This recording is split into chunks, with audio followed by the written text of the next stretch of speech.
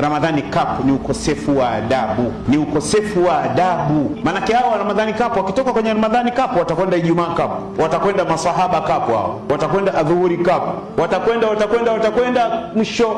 Hebu kuweni na adabu na dini ya Mwenyezi Mungu, na wote wanaoyafanya hawa ni kuambia ni Waislamu, naomba mnichukie mpaka kiyama. Yanayofanywa haya ni Waislamu watupu. Kama nilivyosema, kuna wengine huwa hawafungi, wanakula mchana ili usiku aingie akiwa na afya nzuri, anakula mchana. Hata Ibilisi hajawahi kufanya. Sema Mungu, mimi nimekuasi, lakini huyu amechukua division 1.7 katika kuasi. Tumuombe Mwenyezi Mungu salama. Najua ujumbe huu utawafikia. Naomba nyie watu wa media warusheni hao Ramadhani Cup.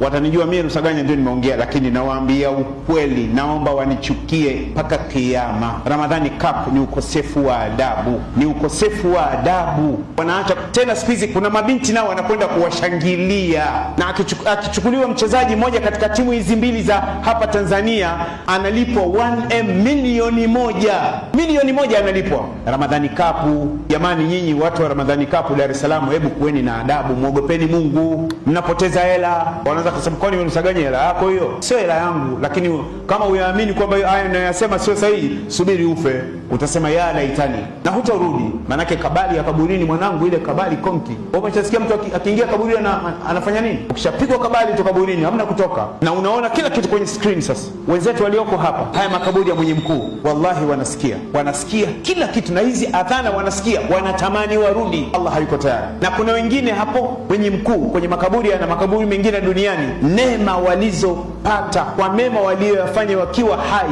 wanatamani warudi waongeze. Haiwezekani, wanakula bata huko. Sasa kuna watu wamezikwa ni vijana, watoto wadogo, mpaka sasa mvi zimejaa kichwani. Maanake kila siku anachukua mkongoto, kuanzia asubuhi mkongoto, alfajiri mkongoto, adhuhuri mkongoto, alasiri mkongoto, magharibi mkongoto, ishai mkongoto, Ijumaa mkongoto. Wanasema Sheikh Rusaganya yako, acha kututisha. Si kutishi mwanangu, kuyaamini haya, subiri ufe.